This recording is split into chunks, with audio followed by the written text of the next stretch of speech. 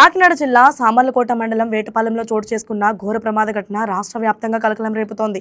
ఘటనా స్థలాన్ని పరిశీలించిన జేబీపీ అధినేత జడా శ్రవణ్ కుమార్ మృతుల కుటుంబాలకు ₹1 కోటి మరియు ప్రభుత్వ ఉద్యోగం గాయపడిన వారికి ₹50 లక్షల ఎగ్జిబిషన్ ప్రకటించాలని డిమాండ్ చేశారు. ఘటనకు బాధ్యులపై కఠిన చర్యలు తీసుకోవాలని, జిల్లా ఎస్పీ మరియు కలెక్టర్లను సస్పెండ్ చేయాలని ఆయన ప్రభుత్వాన్ని కోరారు.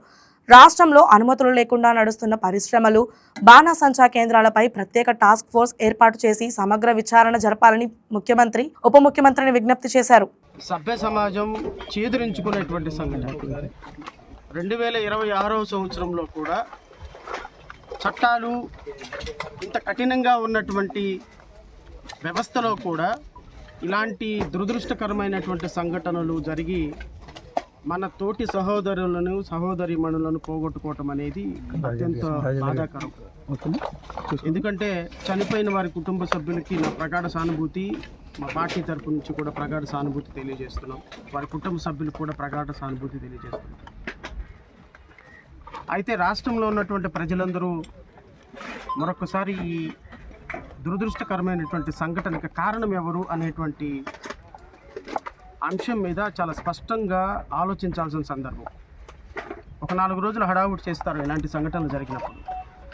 4 రోజుల తర్వాత అధికారులు పని మామూలే, ఇలాంటి మ్యానుఫ్యాక్చరింగ్ యూనిట్స్ పెట్టుకున్న వాళ్ళ పని మామూలే, అధికారులు వాళ్ళ దగ్గర నుంచి లంచాలు తీసుకోవటం మామూలే, వాళ్ళ పనులు వాళ్ళు చేసుకోవటం మామూలే. ఇక్కడ జరిగే వైలేషన్ జరుగుతూనే ఉంటుంది, పోయే ప్రాణాలు పోతూనే ఉంటాయి, జరగాల్సిన ఆస్తి నష్టం జరుగుతూనే ఉంటుంది. ఈరోజు చనిపోయిన కుటుంబ సభ్యులందరికీ కూడా న్యాయం జరగాలి.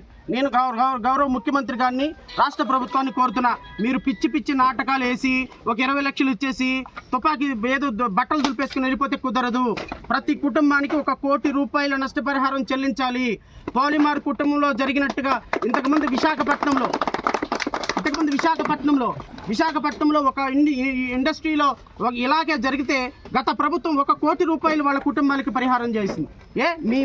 మీ సొంత డబ్బులు కాదు కదా, మీరు ఫ్లైట్లో వెళ్ళటానికి 100 కోట్లు వాడుతున్నారు. మీ సిద్ధార్థ లూత్రాకి ₹100 కోట్ల ఫండ్ ఫీజు ఇచ్చారు, మీ కేసులో ఆర్గ్యూ చేస్తున్నారని. మరి దళితులు, బిడ్డలు, బలహీన వర్గాలు కుటుంబాలు కోల్పోయినారు, వాళ్ళకి ₹1 కోటి ఇవ్వండి. మేము మా పార్టీ నుంచి రాష్ట్ర ప్రభుత్వాన్ని డిమాండ్ చేస్తున్నాం. చనిపోయిన ప్రతి కుటుంబానికి ₹1 కోటి ఇవ్వాలి. క్షతగాత్రులైనటువంటి ప్రతి ఒక్కరికి కూడా ₹50 లక్షలు పే చేయాలి. ఎక్స్క్రిషియా పే చేయాలి. చనిపోయిన ప్రతి వారి కుటుంబంలో నుంచి ఒకరికి ప్రభుత్వ ఉద్యోగం ఇవ్వాలి. SC ST యాక్ట్లో చెప్పినట్టుగా వాళ్ళ ప్రభుత్వం ఉద్యోగం ఒకటి ఇవ్వాలి. వాళ్ళకి 5 ఎకరాల పొలం ఇవ్వాలి. వాళ్ళకి పక్కా ఇళ్ళు కట్టించాలి. మీరు ఎంత చేసినా చనిపోయిన కుటుంబాలను తిరిగి తీసుకురాలేరు సార్. కానీ మానవత్వంతో మీ యొక్క నిర్లక్ష్యం వల్ల, అధికారుల లంచగొండితనం వల్ల ఈరోజు చనిపోయిన కుటుంబాలకి కనీసంగా వారు చనిపోయారు, వాళ్ళ ఆత్మ శాంతించే విధంగా, వాళ్ళ కుటుంబ సభ్యులైన సంతోషంగా ఉండే విధంగా మా పార్టీ ఏదైతే డిమాండ్ చేస్తుందో ఆ డిమాండ్ని నెరవేర్తించే విధంగా మీరు కనుక ఒక ప్రకటన చేయకపోతే ఖచ్చితంగా మా పార్టీ న్యాయపరంగా పోరాటం చేస్తుంది, బాధితుల తరపున రాజకీయంగా పోరాటం చేస్తుంది. బాధితులకు న్యాయం జరిగేంత వరకు మా పార్టీ అండగా ఉంటుంది.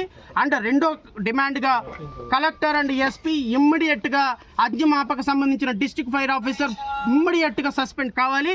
ఈ ప్రకటన కనుక చేయకపోతే ఖచ్చితంగా మా పార్టీ బాధిత కుటుంబాలతో కలిసి న్యాయ పోరాటం చేస్తుంది, రాజకీయ పోరాటం చేస్తుంది.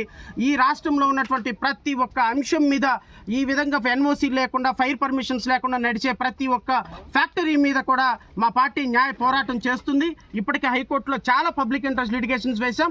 రాష్ట్రంలో ఉన్నటువంటి ప్రతి ఒక్కళ్ళు కూడా వీటి మీద ఫోకస్ చేసి ఇలాంటి ప్రమాదం మరొకసారి జరగకుండా మీడియా సోదరులు, రాజకీయ నాయకులు, ఇక్కడ ఉన్నటువంటి ప్రజాప్రతినిధులు అందరూ కూడా బడుగు బలహీన వర్గాల్ని, నిరుపేదల్ని, వారి ప్రాణాలు కాపాడే విధంగా మనందరం కలిసికట్టుగా పనిచేయాలని మనస్ఫూర్తిగా కోరుకుంటూ ఈ అవకాశం ఇచ్చిన మీడియా సోదరులకి హృదయపూర్వక నమస్కారాలు తెలియజేసుకుంటూ జై హింద్. ఈ వీడియో మీకు నచ్చినట్లయితే లైక్ కొట్టి, షేర్ చేసి మా YK TV ఛానల్ని సబ్స్క్రైబ్ చేయండి.